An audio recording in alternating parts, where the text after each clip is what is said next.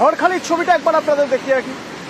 গতকাল রাত থেকে রেমলের তাণ্ডব, সেই তাণ্ডব গতকাল বিকেল থেকেই বলা যেতে পারে, এবং টানা বৃষ্টি তার সঙ্গে ঝোড়ো হাওয়া। কি অবস্থা ঝড়খালির? অনুপ প্রতিনিধি আমার সঙ্গে সরাসরি রয়েছেন। অনুপ, এখন কি অবস্থা দেখছো ওখানে?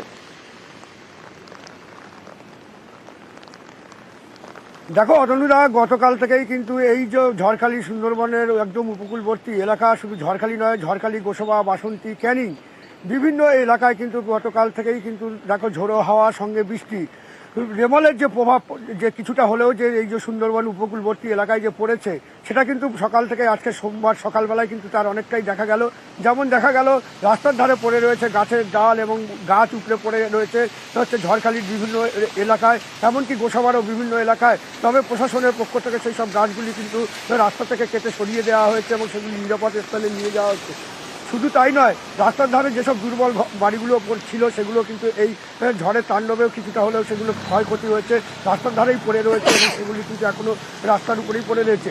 নদীতে কিন্তু যথেষ্ট জল বেড়েছে এবং জল বাড়ার ফলে নদীর কিন্তু উত্তালও হচ্ছে এবং এলাকায় যেসব মানুষজন দুর্বল বাড়িতে ছিল, প্রশাসনের পক্ষ থেকে তাদের নিরাপদ স্থানে নিয়ে যাওয়া হয়েছে। এবং যে বিদ্যুৎ পরিষেবা, আজকে প্রায় 3 দিন হতে গেল বিদ্যুৎ পরিষেবা এখনও কিন্তু বন্ধ রয়েছে এবং গোসাবা গদখালি যে ফেরিঘাট, সেই গোসাবা গদখালি ফেরিঘাট ইতিমধ্যে বন্ধ রয়েছে বলে ব্লক প্রশাসনের পক্ষ থেকে জানানো হয়েছে।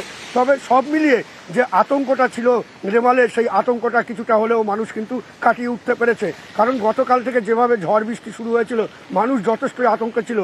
কখনো নদীর বাঁধ উপচে জল চলে যাচ্ছিল গ্রামে, কখনো নদী বাঁধ দুর্বল থাকায় সেখানে মাটি দিয়ে বাঁধ দেওয়ার চেষ্টা হচ্ছিল, পলিথিন দিয়ে চেষ্টা করা হচ্ছিল এবং এলাকার যে মানুষজনগুলো ছিল ঝড়খালি পুলিশের থেকে তাদেরকে বাড়ি থেকে নিয়ে নিরাপদ স্থানে নিয়ে যাওয়া হয়েছিল এবং তাদের কিন্তু শুকনো খাবার, পানীয় জল, বিভিন্ন সব রকম ব্যবস্থা করা হয়েছিল প্রশাসনের পক্ষ থেকে। তবে প্রশাসন কিন্তু নজর রেখেছে, কারণ যেভাবে এখনও পর্যন্ত বৃষ্টি ও মাঝে মাঝে দমকা হাওয়া ও ঝোড়ো হাওয়া বইছে, তাতে কিন্তু এখনও কিন্তু সুন্দরবন উপকূলবর্তী এলাকার মানুষজনদের দুর্ভোগের কিন্তু একটা আশঙ্কা রয়েছে বলে তারা জানাচ্ছেন।